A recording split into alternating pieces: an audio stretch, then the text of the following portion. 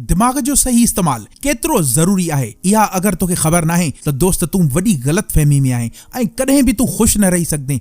दिमाग जो सही इस्तेमाल कीअं कजे ऐं दिमाग खां कीअं सही कमु वठिजे, अॼु जी वीडियो इंशाअल्लाह तुंहिंजी ज़िंदगी तब्दील कंदी। हिन वीडियो खे मुकमल ॾिसजांइ, इंशाअल्लाह तूं आईंदा जे लाइ पंहिंजी ज़िंदगी में हमेशह जे लाइ ख़ुशि रहणु सिखी वेंदे। निंड सां कंप्रोमाइज़ करे तूं कॾहिं बि हिकु सेहतमंद दिमाग़ नथो ठाहे सघीं।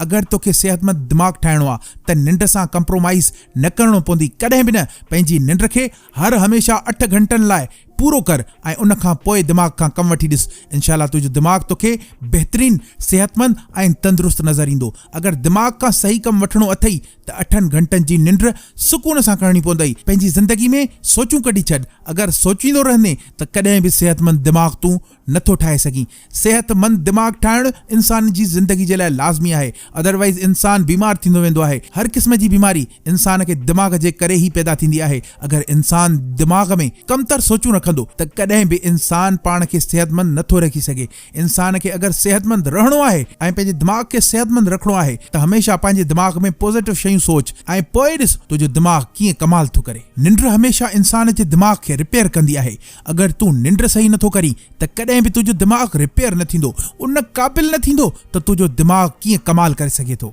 ऐं हर रोज़ जी एक्सरसाइज़ तोसां गॾोगॾु तुंहिंजे दिमाग़ खे बि तंदुरुस्त कंदी आहे। इंसान खे कावड़ ईंदी रहंदी आहे।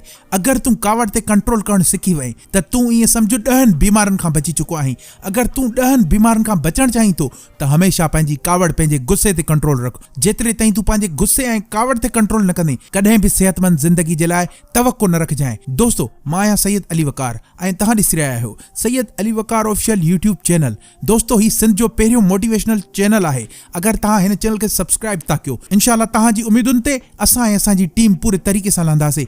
अगर तव्हां हिन चैनल खे सपोर्ट था कयो, इंशाअल्लाह ही चैनल तव्हांजी ज़िंदगी ज़रूर तब्दील कंदो। मुंहिंजूं तमामु नेक तमन्नाऊं ऐं दुआऊं तव्हां सां गॾु आहिनि।